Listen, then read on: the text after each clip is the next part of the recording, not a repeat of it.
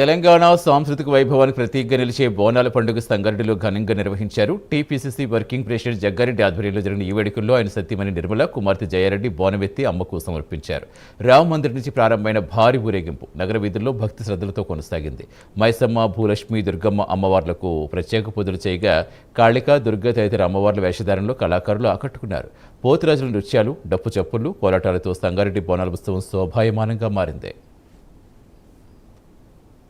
Congress government వచ్చిన తర్వాత ముఖ్యమంత్రిగా రేవంత్ రెడ్డితో పాటు మా పిసిసి మహేష్ గౌడ్ గాని మా కేబినెట్ మినిస్టర్లు నిజం చెప్తున్నా కదా, ఈ గవర్నమెంట్ లో హైదరాబాద్ లో గంజాయిని అరికట్టడము, గంజాయిని బ్రేక్ చేయడము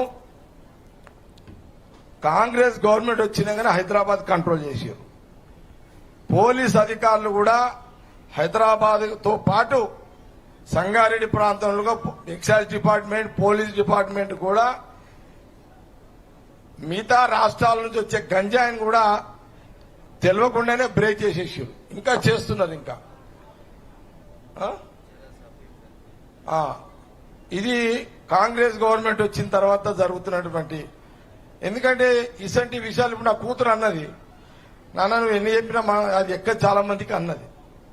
నష్టమైన తర్వాత ఎక్కుతుంది, కానీ అప్పటి వరకే మీ చేతులకే అంత వెళ్ళిపోతుంది. అందుకే నేను సంగారెడ్డి నియోజకవర్గముతో పాటు మీడియా ద్వారా చూస్తున్న ప్రతి ఒక్కరికి నేను చెప్పదలుచుకున్నది ఏంటంటే, సిగరెట్లు తాగే వాళ్ళు అందులో గంజాయి ఉందా లేదా చెక్ చేసుకోండి. చాక్లెట్లు తినేవాళ్ళు, లేకపోతే అవి బర్గర్స్ తినేవాళ్ళు,